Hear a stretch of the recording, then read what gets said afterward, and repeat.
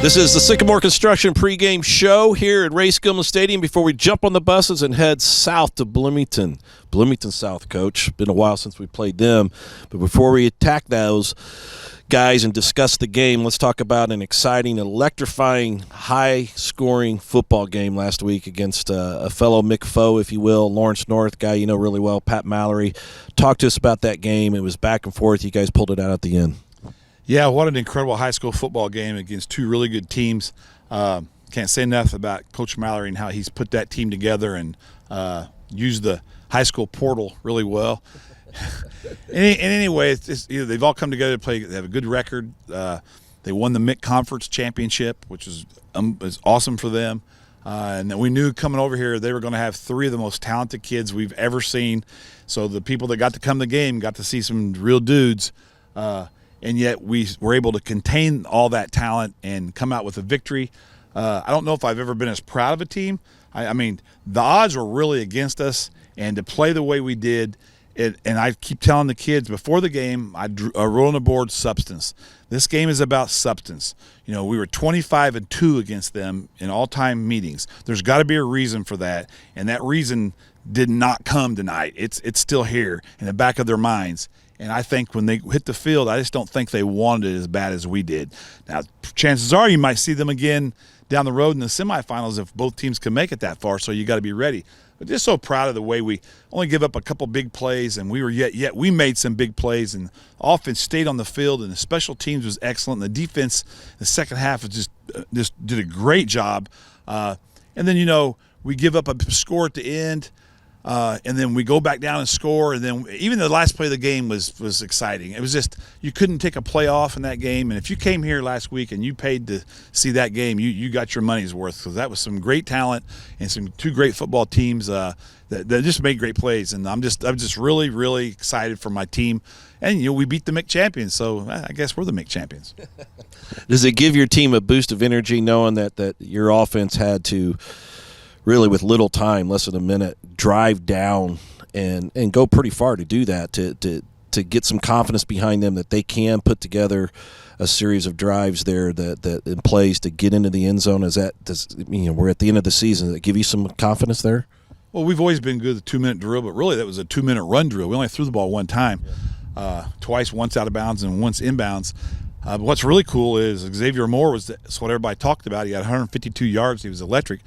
But Jaden Biggerstaff had 275 yards, and he was just as electric. So our feature guy wasn't even – we didn't know. I was just going to weaned him in for 30 carries, I guess.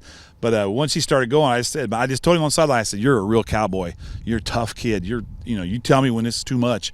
And he just give me the ball. And so we pretty much just fed him in that 2-minute drill. And their defense was they could pass, and we're going to run. Not that we do that every time, but that was just a good scenario for that.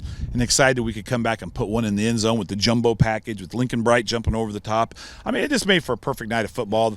You know, what could have been the last night of Trojan football in our house in the Ray Skillman Stadium. We had to play like that.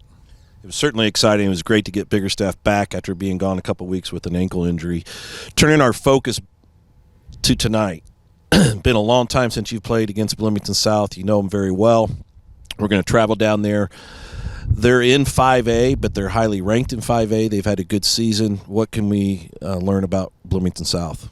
Well, it's strange. You know, we haven't played them for 19 years. And all of a sudden, when we get rid of the Baltimore Ravens week 9, they want to jump in on the schedule, which means obviously when teams do that, they're going to have a good team, and they're 8-0. They have a good team. And this is sort of a landmark for them to get ready for the new POW or the Cathedral that they might play in a semi-state. And that's Bloomington South has reached that like we do most every year and have gotten beat. So they're trying to get over the hump, and the way you get over the hump is you play better people. Well, that's great, good for them, but we don't need to, sacrifice our season. We're not going to help them. We need to go down there tonight and win and do what we need to do. But when I got here in 1999, that was the team that beat us in the playoffs and the sectionals. And when I got here in 1999, that's all anybody talked about. People weren't talking about Ben Davis, Warren Central, and Carmel. They were talking about Bloomington South, this team that we can never beat. And then the next year in 2000, we beat Bloomington South right here on Ray Skillman Stadium field for the sectional championship. And we've been the kings of the South ever since. The Hoosiers are on a roll. It's their homecoming on Saturday. Did you call Sig to have the team come over to watch a really good football team in high school take on the Panthers tonight? Is there anything happening there? No, I didn't. They got enough. They got enough to deal with on their own.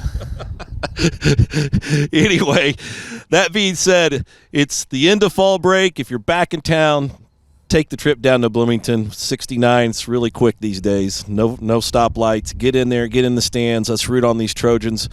The final regular season game of 2025 campaign. Hard to believe. Seems like we just started the Warren Central interview a few weeks ago, Coach. We wish you well. Let's have a great game. Get ready for the playoffs. Good luck. Yeah, it seems quick to you because you've missed half the interviews. I've had to be here every time. But no, we're going to go out tonight and have a great football game. And like Aaron said, it's what I usually tell you to do. Travel down and see us if you can. If there's nothing to do on a fall break Friday night, come and see two great football teams. Again, the Panthers are 8-0, so they'll be rocking the house for an undefeated season. The Trojans just want to play this next game because it's the next game. So go Center Grove, beat those Bloomington South Panthers.